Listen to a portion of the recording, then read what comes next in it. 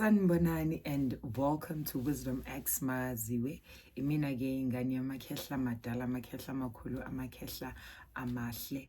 I am a priest through Jesus Christ. Amen. We are all about sharing God's word, wisdom, healing, sharing light for the world to become better. On this video, I want to teach about the word of God. The word of God is very much powerful. In the book of Hebrews, we are told that everything that we see here on earth, even our Genesis, it was framed ngezwi, gamagama. So words are spiritual, words are spirit, because we can hear words, but we cannot touch amagama siyawezwa kodwa asikwazi ukwabamba. That's one thing we need to learn. God is spirit, and uNkulunkulu wasiphefumulela ngomphefumulo wakhe. So when we speak, the tongue has the power. So the tongue has the power to heal. The tongue has the power to do what? To curse. So hold your tongue and awungabe umuntu or react fast to things, to the words that you hear from other people. So I want to teach you something here. When we look at the book of Psalms, in my other video I reference Psalms 56, and I also want to reference Psalms 59. So when we look at the book of Psalms and these Psalms and Kulumangazo, 56 is a prayer that David made when he was captured by the Philistines. But uyawufunda lo mthandazo. Let's just quickly go through lo mthandazo. Psalms 56 verse 1, be merciful to me, O God, for many would swallow me up. Fighting all day, he oppresses me. 2, my enemies would haunt me all day, for there are many who fight against me, O Most High. Bekalwa namaFilistine, kodwa umkhuleko wakhe owayenza la. Izwi lakhe uNkulunkulu li very powerful and they are alive even in 2025. These are the prayers that I make. I don't fight with the Philistines. I might not be fighting with Philistines, but trust you me, I also have people that are fighting against me. People that I don't even know why they are fighting me, but they are fighting me. And I trust you me, you'll forever have enemies. You'll forever have to fight. So I find King David very much powerful. Hence, he is the sweetest psalmist. They are so powerful because of you can even relate to them today. Whenever I am afraid, I will trust in you. In God, I will praise his word. In God, I have put my trust. I will not fear. What can flesh do to me? We might not be having Amasoja, Philistines running after our lives, but we have wicked people that are living amongst ourselves. We have wicked people from from in our communities. They are always up and the moment uyazibona lezi zinto. But how do you fight? How do you fight? Forget that you are flesh, but remember that umoya, you are spirit. By eating izwi lakhe uNkulunkulu, by eating ukulidla izwi lakhe, trust you me, your spirit becomes so strong in such a way that mayifika le mimoya emibi or mabafika bona labathakathi labantu ababhizi ebusuku uqinile, izwi lakaNkulunkulu liyakwazi ukuvuka kuwena ukuthi I will fear not.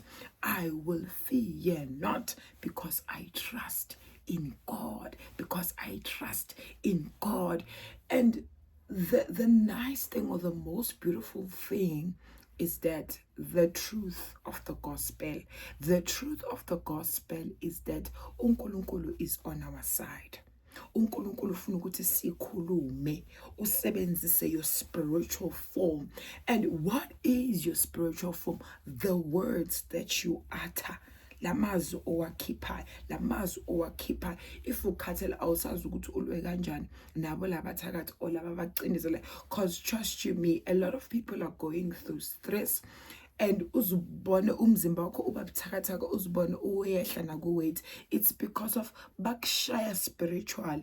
And if your spirit is not strong, it's literally poor, and you have nothing to hold on to or uqinisele ngayo or uziduduze ngayo, if awulazi izwi lakaNkulunkulu, sizokubona vele wehla uphela, and sizibuza ukuthi kanti yini lengaka i-stress esingaka, i-anxiety engaka, i-depression engaka, because of, trust you me, abenzi bobubi, abantu abafuna ukukubulala, abantu abathwebulayo ba-attack your spirit.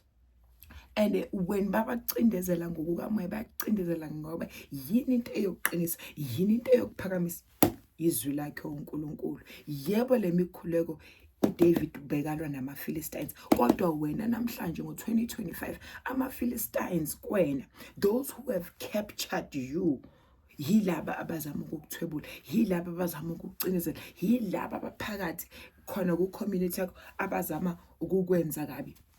Sebenzisa le mikhuleko kaDavid, sebenzisa le and be straightforward, ilimi lakho mali ke likhuluma, ngoba immediately uma uyisebenzisa le mikhuleko uvusa uNkulunkulu wamandulo, uvusa uNkulunkulu uqobo lwakhe, athi nayo-ke i-servant yami, athi naso-ke isizukulwane sakaDavide, ngoba nakho why akhuluma njengoDavide, meaning even in 2025, hayibo, nathi sinabo amaPhilistine azama ukusithorment. So you see us walking every day, ubuso bethu bu-right, we look fresh, we look healthy. Yizwi lakhe uNkulunkulu, yizwi lakhe leli lisimisile, simile yizwi lakhe. Amen, hallelujah.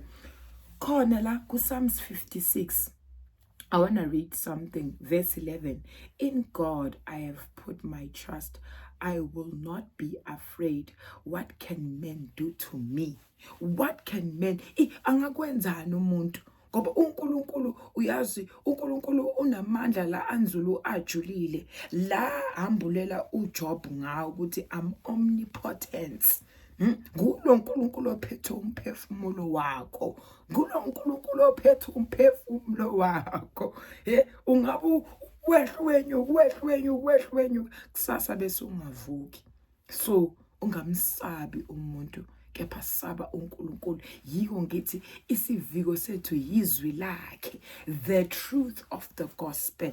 If you know iqiniso lakaNkulunkulu, if uthi uyamazi uNkulunkulu, kumele wazi izwi lakhe nokuthi uthini kuwena, so that ungeke uzuthuswe umuntu. And then we go to Psalms 59. So 56, 57, 58, 59. Use that. So I want to show you something go 59. Go 59, I have highlighted verse 12. For the sins of their mouth and the words of their lips, let them even be taken in their pride, and for the cursing and lying for the cursing and lying which they speak. Consume them in wrath, consume them, that they may not be, and let them know that God rules in Jacob to the ends of the earth. Verse 12 explains, for the sin of their mouth and the words of their lips. People sin ngemilomo yabo through gossip. Utholo unabomakhelwane ababhiza abakuhleba yabakhuluma ngabo, who plot against you, or la usebenza khona, or wherever la ukhona ngaphakathi kwekhaya lakho. Imilomo iyadala, ngoba uthi wena mawukhula kuNkulunkulu, ngiyacela uNkulunkulu ungivikele inhlizweni eziqinile eyifasile eyiphambuka nempilo yami. Uphinde uthi kuNkulunkulu, ngiyacela uNkulunkulu ukuthi ungivikele kulabo abaqhubekile bakhuluma kabi ngegama lami. Oh Nkosi, ngiyacela ngoba nawe usu-understand ukuthi amazwi ayadala spiritual. Ubone ngathi izinto zakho zi-stagnant, ubone ngathi unamashwa. The power that abathakathi abana is that balisebenzisa ilimi labo, balisebenzisa with all their hearts, basho konke okubi. So now kuzomela ukuthi ufunde ukulisebenzisa ilimi lakho, kodwa usebenzise izwi likaNkulunkulu, ukhulume noNkulunkulu wakho. uNkulunkulu wakho akulwele uNkulunkulu owazala izulu nawo lo mhlaba esiphila wona. Akulwele uNkulunkulu kaDavide. Yebo asimazi uNkulunkulu is spirit, kodwa imimoya yethu ngoba uyena osikhandile iyamazi uNkulunkulu. Maybe you might not know ukuthi ubukeka kanjani, but your spirit knows God, and his spirit is within you, So use the power of your tongue, using God's word, ukwazi ukunqoba, ukwazi ulwa. And abanqobi bempi banokubekezela, kudala ngisho lento. So la ukhona, khuleka, nilinde nithandaze, bese niyibona iNkosi iveza ngaphakathi kwezimo eniphila ngaphansi kuzona. Into emnandi is knowing the truth of the gospel. Awusalwi wena, because of trust me, when you know the truth of the gospel, you know ukuthi there is power that is greater than you. Ukhalela kuleyo power, leyo power iyakulwela, because of if ucabanga ukuthi wena uzosebenzisa iflesh yakho ukuthi ulwe izimpi, cha. Even David, a king, cried to God. You are a child, you are a baby la ukhona kuNkulunkulu. So cry to God, khala kuyena uNkulunkulu, khala kuyena uNkulunkulu, bese ayayiveza kuwena, bese and imnandi lento maseke iveza uthatha izwi. So uyazi ukuthi no, God is on my side, because for the longest time people don't know ukuthi uNkulunkulu is on their side. So from today, yazi ukuba uThixo umi nawe all the time. uNkulunkulu usithanda sonke, and uNkulunkulu usipunisha according to our fruits. Lama actions esiwayenza, the actions, what fruits are they going to produce?